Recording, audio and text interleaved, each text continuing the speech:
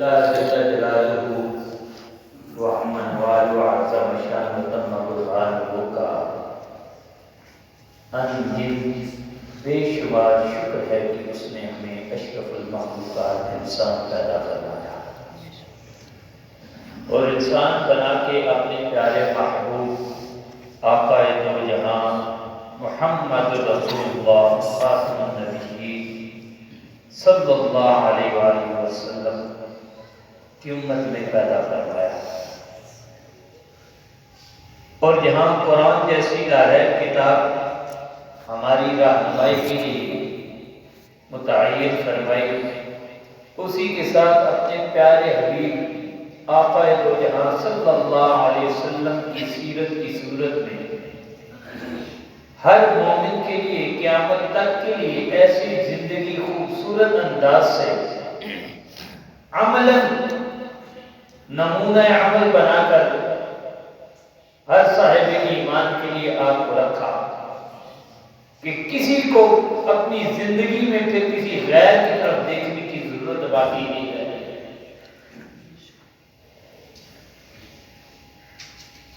ایک مومن جو آقا دو جہاں صلی اللہ علیہ وآلہ وسلم پر ایمان لا چکا ہے، آپ کے غلاموں کی صف میں شامل ہے، زندگی کی مشکلات، یہ کمیاں کوتاہیاں یا اسے زندگی میں جو وہ یہ سمجھتا ہے، جو تشنگی اس کو محسوس ہوتی ہے، جب وہ اپنے محبوب صلی اللہ علیہ وسلم کی زندگی کی طرف دیکھے گا تو آپ کے حالات و واقعات پڑھنے کے بعد وہ اپنے آپ کو کمزور محسوس نہیں کرے گا۔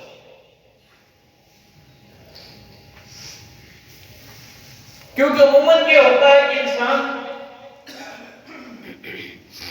جب فقر میں مبتلا ہو جاتا ہے، غربت، تندرستی، ان حالات میں انسان بعض اوقات ناشکری کے کلمات بھی کہنا شروع کر دیتا ہے۔ اس کیفیت میں گلے کرنا شروع کر دیتا ہے، لیکن رسول اللہ صلی اللہ علیہ وسلم کی تعلیمات اور آپ کی زندگی کو دیکھیں تو ہر فقیر کے لیے، ہر تنگ دست کے لیے، زندگی میں جس کے پاس انعامات کی جو کمی محسوس کر رہا ہے، اس کے لیے بھی رسول اللہ صلی اللہ علیہ وسلم کی بتائی ہوئی تعلیمات میں بہت بڑا ایک پیغام موجود ہے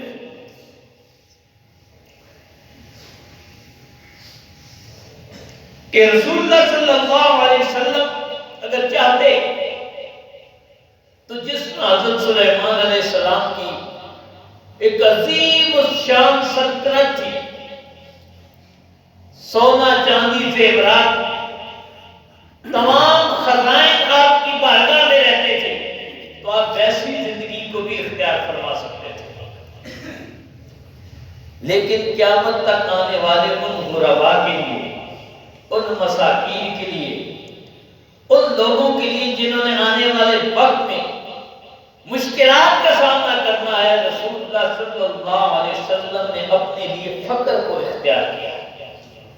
یہ سوال سے ایک مسئلہ بھی بتاتا چلوں کہ ہمارا فقر اس طرح ہے، عام شخص کوئی اگر فقیر ہو جاتا ہے تو اپنی مرضی سے نہیں ہوتا، ہو سکتا ہے بعض اپنی مرضی سے بھی، لیکن عموماً اپنی مرضی سے حالات کی وجہ سے ہوتا ہے۔ لیکن آمنہ کے چاند، مدینہ کے تاجدار محمد صلی اللہ علیہ وسلم کا جو فقر تھا وہ اضطراری نہیں تھا، اختیاری تھا، اور علماء نے لکھا یہ اس وجہ سے تھا کہ قیامت تک آنے والا ایک مومن اپنے نبی کی زندگی دیکھے گا، ان کے کھانے پینے کے حالات پڑے گا تو وہ اللہ تعالیٰ کی نعمتوں پر شاکر بن کر رہے گا کہ اللہ کا اتنا محبوب جو جنتوں کے نظارے کرتے رہے، ساری کائنات جن کے لیے بنی، ایک دو نعمتیں نہیں، ساری کائنات کی نعمتیں اس محبوب کی قدموں کی خاک کے برابر بھی نہیں۔ اس محبوب نے اپنے لیے کیسی زندگی کو پسند کروایا۔ تو حضرت ابو ہریرہ رضی اللہ تعالیٰ عنہ ایک حدیث پاک نقل کرتے ہیں کہ ان کے بارے میں آتا ہے کہ جا رہے تھے تو ایک جگہ مسلمانوں کے بعد میں جب فتوحات ہونے لگی، کیسر و کسرا جب مفتوح ہو گئے تو بہت مال آ گیا تھا، بلکہ بعض وقت ایسا ہوتا تھا کہ فقیر کو تلاش کرنا پڑتا تھا کہ زکوٰۃ کس کو دے، زکوٰۃ لینے والا نہیں ملتا تھا۔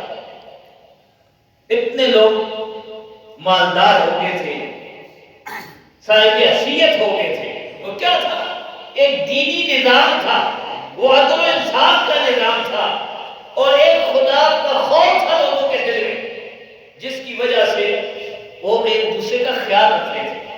بلکہ ایک حدیث پاک ہے کہ حضرت مصعب بن سعد رضی اللہ تعالیٰ عنہ روایت کرتے ہیں، حضرت سعد رضی اللہ تعالیٰ جلیل القدر صحابہ میں سے تھے، کہ ان کے بارے میں آتا ہے کہ رَآ سعد أَنَّ لَوْ فَضْنَ عَلَى مَنْ دُونَهُ، کہ حضرت سعد کے دل میں خیال پیدا ہوا کہ جو دوسرے لوگ ہیں میں ان سے افضل ہوں، جو عام غربا تھے، ایسا ذہن میں خیال آیا۔ لیکن یہ ان کے دور کی بات ہے جن کو کامل مرشد ملا ہوا تھا، جو ان کے دلوں کے حالات بھی جانتے تھے، دلوں کی نیتوں کی بھی اصلاح فرماتے تھے۔ کتنے خوش قسمت تھے وہ لوگ۔ تو رسول اللہ صلی اللہ علیہ وسلم نے جب دیکھا نا کہ ان کے دل میں ایسی سوچ ہے تو فوراً اصلاح فرماتے ہوئے فرمایا هل تنصرون وترزقون على بضعفائكم، یہ جو نعمتیں ہیں نا جو تمہارے پاس اللہ کے فضل ہیں، یہ اللہ ان غربا کی وجہ سے تمہیں عطا فرماتا ہے۔ تمہیں جو بہت مال ملا ہوا ہے، بہت نعمتیں ہیں، بہت انعامات ہیں، یہ ان غریبوں کی وجہ سے ہے۔ یعنی مفہوم کیا نکلا کہ ان کو دو گے تو اللہ تمہارے رزقوں میں اور اضافہ فرماتا رہے گا، ان کا بھی سہارا ہے۔ تو میں حضرت ابو ہریرہ کہتے ہیں کہ میں جب گزر ہوا کہ مسلمان مالدار ہو گئے تھے، اور ان مالدار لوگوں نے ایک بکری بھون رہے تھے، مجھے بھی دعوت دی، تو آپ نے اسے کھانے سے انکار کر دیا۔ جب کھانا اس انداز سے پرتعیش انداز سے بھون کر پیش کیا جائے تو آپ کو تاجدار مدینہ کو دور یاد آ گیا، جب آپ اپنے پیارے بدنی آقا کے ساتھ ہوتے تھے۔ آپ نے کہا میں یہ نہیں کھاؤں گا۔ ان کا کیوں ہو رہا؟ دل میں ان کے خیال آیا ہوگا حلال مال ہے، کوئی ناجائز مال کا تو تصور ہی نہیں ہو سکتا تھا۔ تو آپ انکار جائز ہے، کھانے کی کوئی مانع نہیں ہے، جو کھا رہے تھے ان کے لیے جائز تھا، لیکن ان کا پیار کچھ اور تھا، ان کی سوچ کچھ اور تھی۔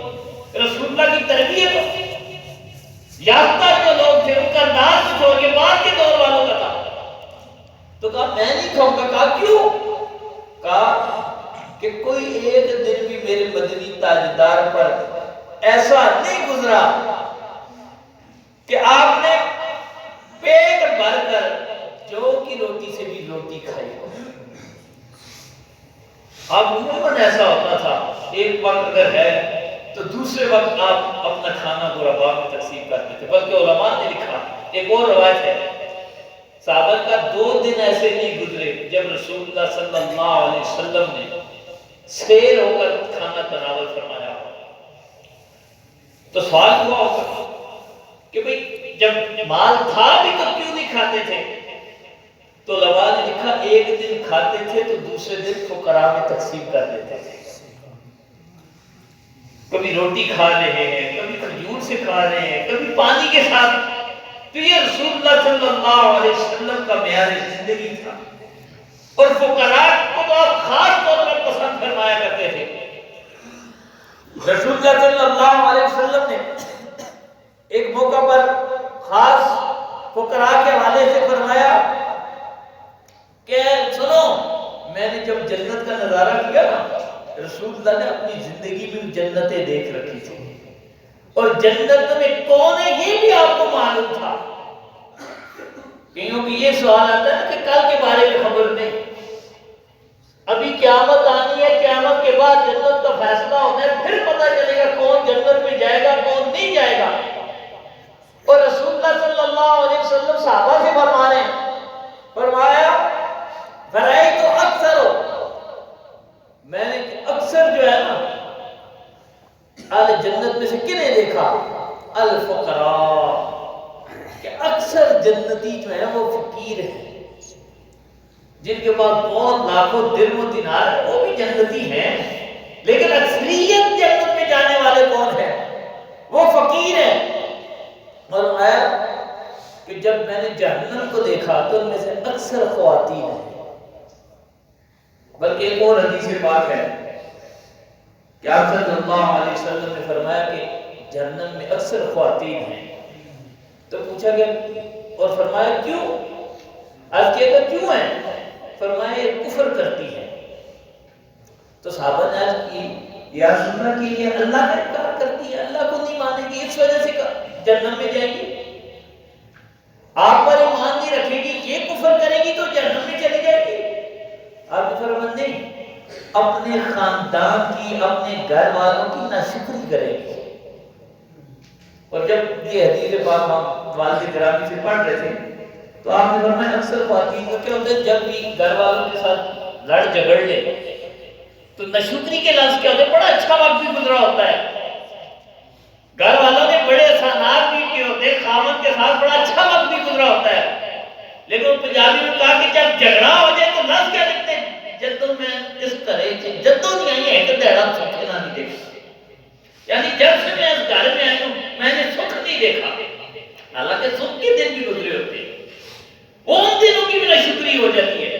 تو آپ نے فرمایا یہ صرف ان خواتین کی بات نہیں ہے، اور خاص طور اپنے طلباء سے کہا یہ تم لوگ بھی سنو، تم جو مسجدوں میں جاتے ہو، کمیٹی والوں کے لیے بھی یہ ہے، اگر امام اور کمیٹی کے درمیان انبن ہو جاتی ہے تو یہی ناشکری دونوں طرف سے ہوتی ہے. امام کہتا ہے کہ میں ہی ایسا تھا جس نے گزارا کیا، اور نہ یہاں میں نے ایک دن بھی اچھا نہیں گزارا، حالانکہ بڑے اچھے دن بھی گزرے ہوتے ہیں، لیکن جھگڑا ہو جاتا ہے یہ بہت بری کمیٹی تھی، میں نے گزارا کر لیا، ورنہ یہ تو ایک دن بھی ان کے ساتھ رہنے کے قابل نہیں تھا. اور وہاں سے بھی ایسا بات ہو جاتا ہے، کہتے ہیں کہ ہم نے اسے رکھا ہوا تھا ورنہ یہ ایک دن رہنے کے قابل نہیں تھا. تو یہ ناشکری کے لفظ ہے کہ انسان اس بات کا بھی انکار کر دیتا ہے جو اچھی گزری ہوتی ہے. تو رسول اللہ صلی اللہ علیہ وسلم اکثر خواتین جہنم میں جائے گی. اور اسی طرح رسول اللہ صلی اللہ علیہ وسلم نے ایک اور حدیث پاک میں صحابہ کرام سے فرمایا کہ جو جنت میں فقراء ہیں یہ اغنیاء سے پہلے 40 سال پہلے جنت میں چلے جائیں گے. اغنیاء مالدار جو ہیں وہ ابھی دروازوں پر کھڑے ہوں گے اور یہ جنت میں فقراء پہلے چلے جائیں گے. یہ سارے اغنیاء کی بات نہیں ہے. مثلا حضرت سلیمان جیسے ولی، حضرت سلیمان علیہ السلام اور صحابہ جو ہے اغنیاء، یہ ان کا ہے جنہوں نے حساب دینا ہے، جن کو اللہ نے بغیر حساب کے جنت عطا فرمانی ہے تو فوراً چلے جائیں گے. یہ جو اغنیاء حساب دیں گے، کیونکہ جو مال ہے اس مال پر حساب دینا پڑے گا. حلال ہے پاس ہو جائے گا لیکن انتظار میں کھڑا رہے گا کہ کب میرا نمبر آئے گا. پہلے جن کے پاس تھوڑا مال ہے ان کا حساب ہوگا، پھر زیادہ مال والوں کا حساب ہوگا. تو یہ مالدار ہونا کوئی بہت اچھی بات نہیں ہے کہ جتنا مال ہوگا ٹھیک ہے خیر میں استعمال کرے گا، اللہ اور زیادہ درجے عطا فرمائے گا. لیکن فقراء کے لیے خاص طور پر رسول اللہ صلی اللہ علیہ وسلم نے ان کی حوصلہ افزائی کے لیے، ان کی ڈھارس کے لیے آپ نے یہ حدیث بالکل واضح بیان فرمائی کہ فقراء جو ہے. بلکہ ایک حدیث پاک عموماً صحابہ کے حوالے سے بیان بھی کی جاتی ہے کہ نبی اکرم صلی اللہ علیہ وسلم ایک گروہ کے پاس سے آپ گزر ہوا. راوی فرماتے ہیں کہ مہاجرین جو صحابہ تھے جب ہجرت کر کے آئے، بڑے بڑے تاجر تھے، بڑے بڑے مالدار تھے، لیکن اللہ تعالیٰ کے دین کے لیے سب کچھ چھوڑ دیا۔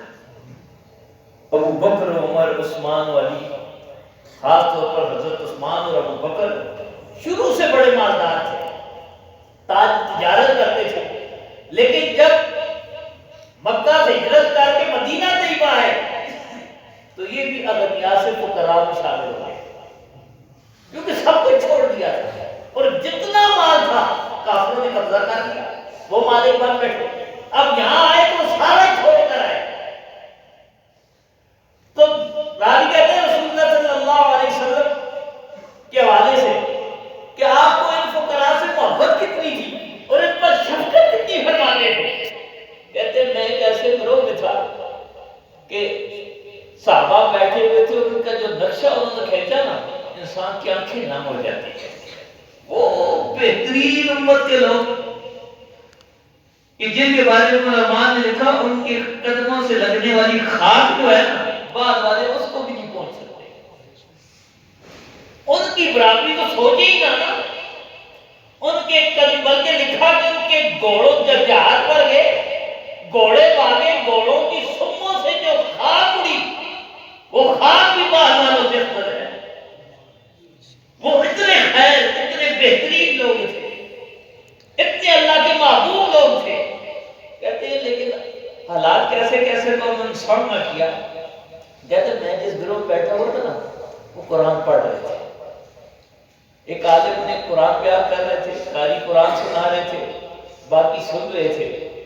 کہتے ہیں ان کے حالات یہ تھے کہ کپڑے ان کے پاس پورے نہیں تھے اور ستر چھپانے کے لیے ایک دوسرے کے پیچھے چھپ رہے تھے، یعنی جو ستر ہے اس کو ڈھانپنے کے لیے لباس پورا نہیں تھا، ستر چھپانے کے لیے اپنا جسم اپنے ساتھ چھپا رہے تھے تاکہ شرعی فرض بھی پورا ہو، لیکن قرآن سے محبت بھی اتنی تھی، دین کے ساتھ لگاؤ بھی اتنا تھا، دنیا کمانے نہیں جا رہے تھے، اللہ کے محبوب کا لایا ہوا دین سیکھ رہے تھے۔ کہتے سال میں بیٹھا ہوا تھا وہ گروہ، جب تاجدار مدینہ کو گزر کر دیکھا میرے غلام ایسے بیٹھے ہوئے، ہم تو سو نخرے کرتے نا، یہ مزدور ہے، اس کے کپڑے صاف نہیں ہیں، اس کا جسم صاف نہیں ہے، یہ میرا سلینڈر کی بیٹھنے کی جگہ نہیں ہے۔ بڑے بڑے علماء، بڑے بڑے پیر بھی آج کل ان چیزوں میں مبتلا ہو گئے ہیں، الا وہ جو اللہ کے صالح لوگ ہیں، ہر دور میں موجود ہے، انشاءاللہ قیامت تک رہیں گے بھی۔ لیکن میں کہہ رہا تھا، لیکن ہم میں وہ چیز آ جاتی ہے کہ اس کے ساتھ میں کیسے بیٹھوں، یہ میرا لیول نہیں ہے۔ کہتے رسول اللہ صلی اللہ علیہ وسلم نے انہیں دیکھا نا تو آپ سیدھا ان کے پاس تشریف لے آئے اور آ کر ان کے درمیان ایسے بیٹھ گئے کہ دور والا جان ہی نہیں سکتا تھا کہ ان میں کوئی اور بھی بیٹھا ہوا ہے، بالکل گھل مل گئے، دور سے دیکھنے میں پتہ ہی نہیں چلتا تھا کہ یہ دو علیحدہ لوگ قسم کے لوگ بیٹھے ہوئے ہیں۔ آپ نے انہیں بالکل ساتھ بٹھا دیا، پھر ان سے محبت فرما کے فرمایا، اے میرے فقراء صحابہ، تمہیں خوشخبری نہ سنا؟ عرض کی یا رسول اللہ، فرمائیں۔ آپ فرمایا تم جو ہو نا اغنیاء سے، اپنے ایگزیکٹ وہ سال نہیں ہے، آپ نے 50 سال کہا، 500 سال کہا، واللہ عالم، و حدیث کے الفاظ ہے، لیکن طویل سال آپ نے کہا کہ تم اغنیاء سے اتنے سال پہلے جنت میں پہنچ جاؤ گے۔ جب مال و دولت والے حساب دے رہے ہوں گے، اے فقراء تمہیں آج کم ملا ہے لیکن اس پر پریشان نہ ہونا، اس پر دل پر کوئی چیز نہ لے آنا، تم وہ نعمتیں سوچو جب تمہارے حساب میں کھڑے ہوں گے اللہ تمہیں اپنے قرب میں جگہ عطا فرما چکا ہوگا۔ اس لیے فقر جو ہے رسول اللہ صلی اللہ علیہ وسلم کی امت کے لیے اگر سمجھ لے تو نعمت بھی ہے۔ یہ کم مال ہونا یہ کمزوری ہے، وہ نہیں ہے، یہ ایک مومن کی خوبی بھی ہے۔ بلکہ رسول اللہ صلی اللہ علیہ وسلم کے حوالے سے حضرت عمر بن خطاب رضی اللہ تعالی عنہ سے جو روایت ہے وہ آخری روایت میں عرض کرنا چاہتا ہوں کہ حضرت عمر رضی اللہ تعالی عنہ ایک دن فرماتے ہیں کہ میں ایک دن آقا دو جہاں صلی اللہ علیہ وسلم کے گھر میں تشریف لے گیا. یہ ایک دن ذہن میں تصور کرے کس کا گھر ہے جو سید الانبیاء ہے، جو تمام انبیاء و رسول کے امام ہیں، جو حبیب اللہ ہے، جن پر اللہ نے سب سے زیادہ نعمتیں، سب سے انعامات اور سب سے بڑا درجہ جس کو کائنات میں عطا فرمایا وہ شخصیت ہے. لیکن آپ صلی اللہ علیہ وسلم کے گھر میں بیان کرتے ہیں دخلت علی رسول اللہ صلی اللہ علیہ وسلم فاذا هو مستجر على رمال اسیر لیس بینہ و بینہ فراش. کہتے ہیں میں گھر میں گیا نا تو آپ صلی اللہ علیہ وسلم ایک چٹائی پر آرام فرما رہے تھے. آج ہمارے گھروں میں اگر چلے جائیں نا، جو ہم اپنے آپ کو بہت کمزور بھی سمجھتے ہیں، ہمارے پاس مال نہیں ہے، پہلے نیچے بیڈ ہوگا، اس کے اوپر میٹرس ہوتا ہے، میٹرس کے اوپر بیڈ شیٹ ہوتی ہے، پھر جا کر کہیں ہم لیٹتے ہیں. کہتے ہیں یہ کائنات کے تاجدار اس انداز میں تھے کہ تنکوں کی بنی ہوئی چٹائی تھی، اور اس چٹائی اور آپ کے درمیان کوئی بستر نہیں تھا، کوئی اور بچھونا نہیں تھا، وہ تھی اور اوپر آپ کے جسم مبارک چادر بھی نہیں تھی. تو کہتے ہیں جب میں گیا اور آپ کا جو تکیہ تھا وہ چمڑے کا تھا جس کے اندر کھجور کی چھال بھری ہوئی تھی. ہمارا تو روئی کا ہوتا ہے نا، اور آج کل تو کتنی کتنی قسمیں آ گئی ہیں، پھر بھی ہم خوش نہیں ہیں. کھجور کی چھال چمڑے میں بھری ہوئی تھی. لیکن میں نے جب نگاہ کی نا تو جس چٹائی پر آپ آرام فرما رہے تھے اس کے نشانات آپ کے جسم پر موجود تھے. آل محبت اس کا بڑا خوبصورت انداز میں ترجمہ کرتے ہیں. والد گرامی جن استاد محدث حضرت پاک صاحب اللہ سردار احمد سے پڑھے تھے رحمت اللہ تعالیٰ علیہ، کہتے ہیں وہ جب اس حدیث کا ترجمہ کرتے ہیں وہ یہ نہیں کہتے تھے کہ جسم پر نشان تھے، وہ محبت والا ترجمہ کرتے تھے. کہتے تھے چٹائی نے جسم پر بوسے لیے ہوئے تاکہ کوئی ہلکا ذہن میں خیال نہ آئے، نشان دار کا خیال نہ آئے، محبت کا خیال آئے، عظمت کا خیال آئے. تو محبت والے سردار سے ترجمے کیا کرتے تھے. کہا وہ بوسے لیے ہوئے تھے. یقیناً حضرت عمر کی آنکھیں نم ہو گئی. کس حال ہے؟ کیسر و کسرا دنیا دار محلوں میں رہ رہے ہیں، خزانوں میں انعامات میں ہیں، اور یہ کائنات کے تاجدار کا گھر ہے.